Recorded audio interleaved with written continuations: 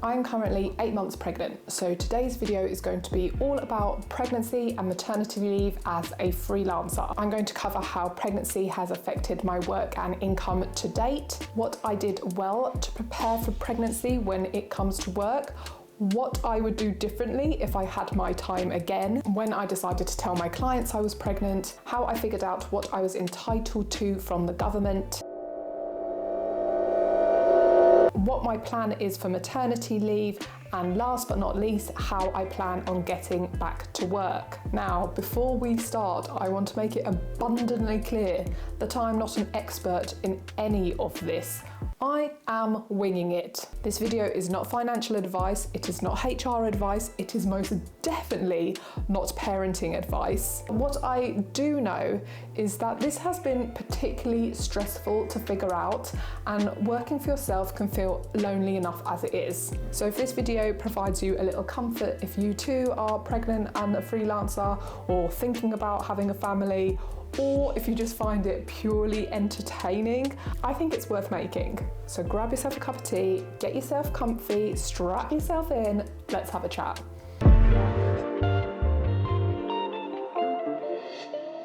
Hello, welcome back to my channel. If you are brand new here, it's wonderful to have you. My name is Hannah Bennyhood and I am an artist and an architect. I started this channel a couple of years ago because I am a big YouTube fan. So I thought I'd create my own little space to share my creative journey and all the lessons I've learned along the way. So if freelance, artists, architecture, money, creativity, chat sounds like your jam, then hit the subscribe button and join our tiny little community. It's lovely over here. Okay, let's jump straight in.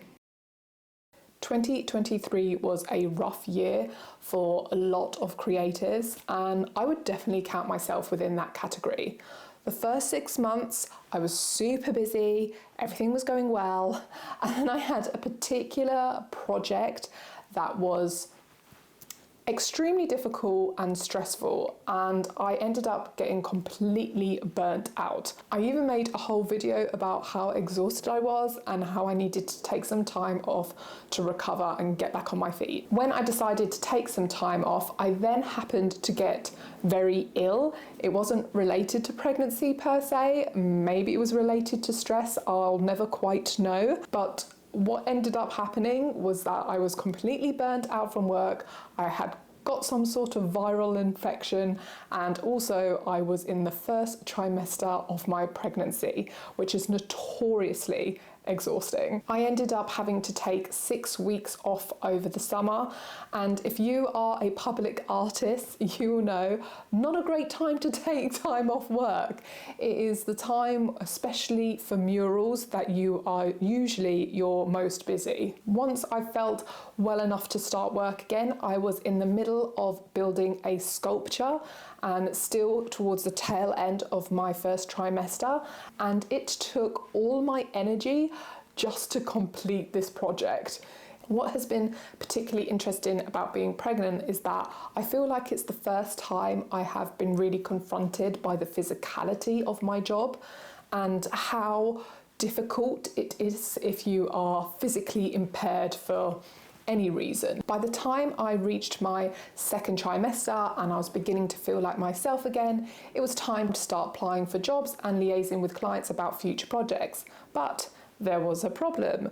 Because my projects are in the public realm, they typically take a minimum of 3 months to complete. I would say typically the jobs that I work on take 6 months and up, which takes me smack bang onto my due date. So when it came to the point where I was feeling well enough to actually apply for more work, I had to sift through briefs to see what actually would work with the deadlines of me having a baby and the deadlines of the project. Of course, I could subcontract portions of the project out. For example, if there was a project that was a mural, I could hire someone else to paint it.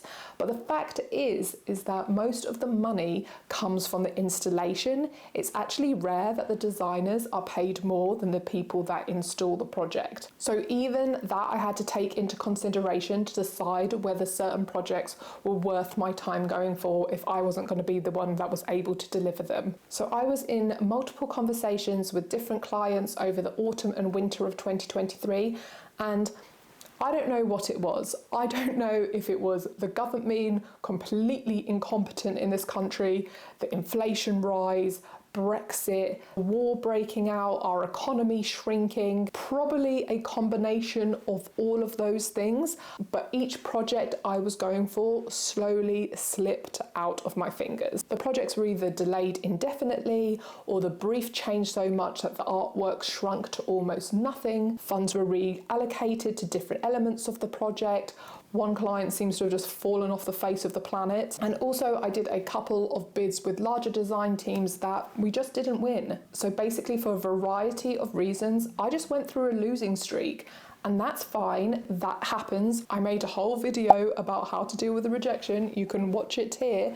You have to get used to that in my line of work. Every year is full of ups and downs, and as a freelancer, that is usually reflected also in your bank balance. The thing that really sucked is that it looked like that I'm going to be stopping work on a down. And if I could choose, that is not the way I would have it. It sucks, that's it. This in particular is so different to other people who have normal jobs. Like, a lot of us have the same situation once we have the baby, but at least up to pregnancy, if you are employed, you can guarantee the fact that you will be making money up to the point that you have the baby. But if you're a freelancer, who knows which way the wind blows. So even though I went through burnout, illness, first trimester, a lot of bad luck when it came to projects, my personal finances have not been affected. And that is because I planned for this. Not specifically for this, not for being pregnant, but I planned for an emergency situation. I have a whole video on how I manage my finances. I'll leave it in a link below. But in short, I have a limited liability company and I employ myself through that company. When you run a business or a household or whatever it might be, it is advised that you have at least 3 months contingency for an emergency situation where you may have an issue with cash flow. Now, because I'm a little cautious cat, I not only saved up 3 months, I saved up a whole year. That means even though my business account took a little bit of a hammering, I still continued to pay myself, and I continue to do that to this day. I can't tell you how happy I am to pass Hannah for doing this. Even though I do find it hard to spend my savings, this is what they are there for. So if you are a freelancer or you have a small creative business, I highly, highly recommend you having an emergency fund. Maybe you become pregnant, maybe a parent gets ill, maybe you break your leg. You don't know what the future holds for yourself. So having that cushion has just meant the world to me. That's what I did well. What I don't think I did well. I think what this experience has really highlighted to me is that my income revenue is not diverse enough. I run my business like a micro architecture practice, which means I am project based. It means that I make my entire income from maybe 4 to 6 projects a year. The problem with that is if 2 to 3 of those fall through for whatever reason, bam, you've lost half your income. I mean, when it works, it's brilliant because you're just working with a small amount of people and you can throw all your energy into those projects. But when it doesn't work, it's really quite painful. Last year I started to think about this more and think about other services that I could offer. I started doing commercial illustration for brands, and I also started selling original work through my website. And don't get me wrong, the money I made from there was great and super helpful, but it's hard to just pivot. It takes time to cultivate a client base that knows you as an illustrator, because that's not what I'm known for. And the same with social media. My following are not used to buying off me, so it's quite a high ask to kind of suddenly expect someone who follows you for maybe public art inspiration to then also invest in your illustration work. Moving forward, I think I need to really think about how my income pie is sliced up and how I can increase those other non-project portions of the pie for moments in time when projects don't work out the way that you think they will. Making these new kind of segments of the pie takes a lot of nurturing, and it's not something that you can suddenly decide to do when you get pregnant. It's something that I wish I thought about probably 2-3 years ago, if I'm honest. When it comes to telling clients that I was pregnant, I decided not to tell anyone till I was in my 3rd trimester and I was showing.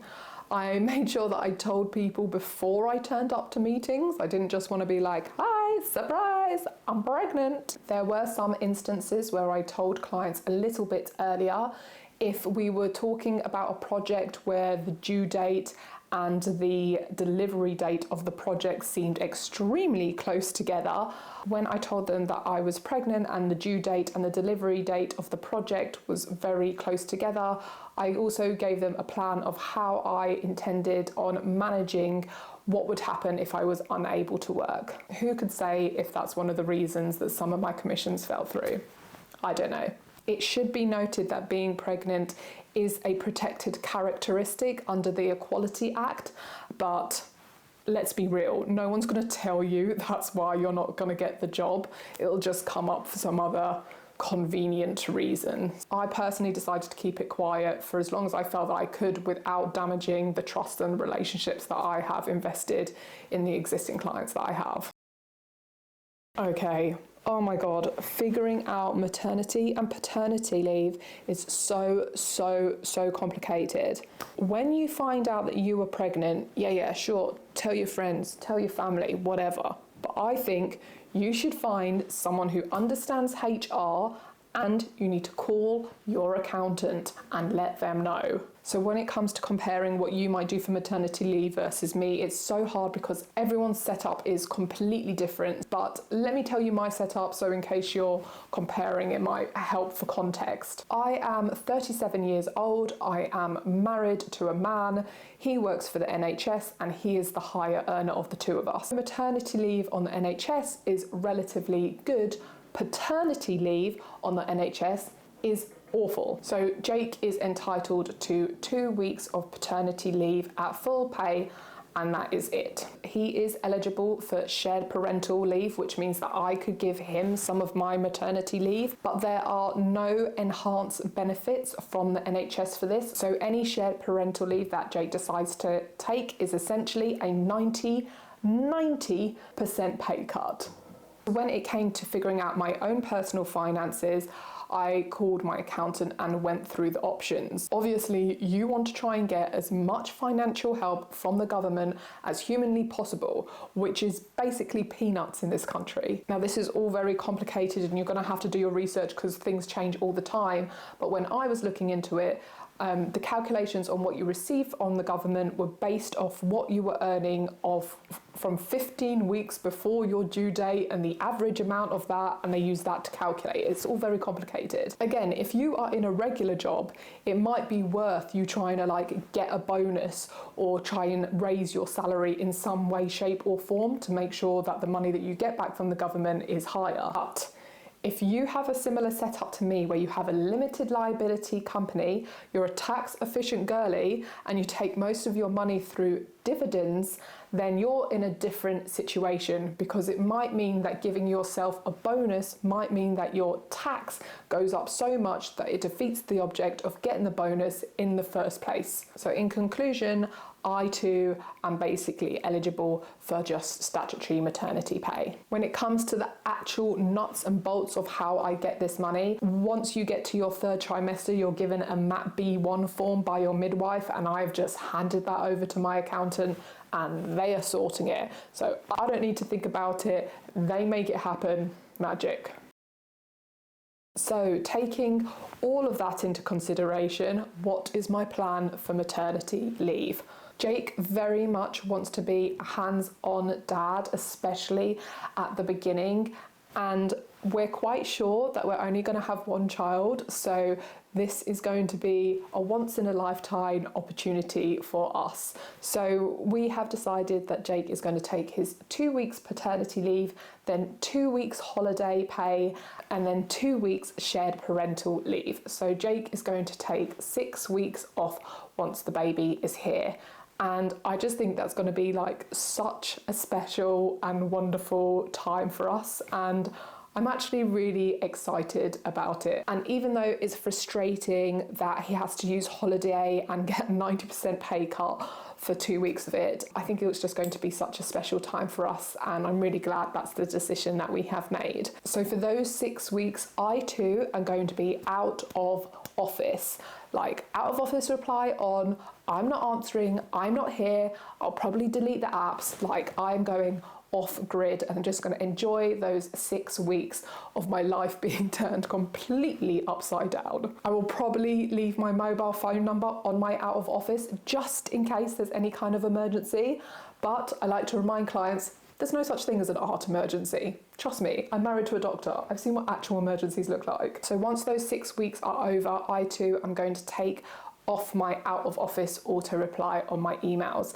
Now, this doesn't mean that after 6 weeks I'm just like jumping back into work, but like I said at the top of this video, a lot of the negotiations for my projects can sometimes take months to even cultivate the project actually starting. So I don't want to shut down opportunities for myself to work further down the line just by having an out of office on for months and months. Again, if you work for yourself, it's very different. It's not like one day you can just go back to the office and all of a sudden you have a job. It's not the way it works. You need to cultivate those opportunities. So we've kind of got to think a little bit more in advance when it comes to deciding to get back to work. I am actually already in talks with a client about starting a project in September of 2024, which will be about 6 months after I give birth.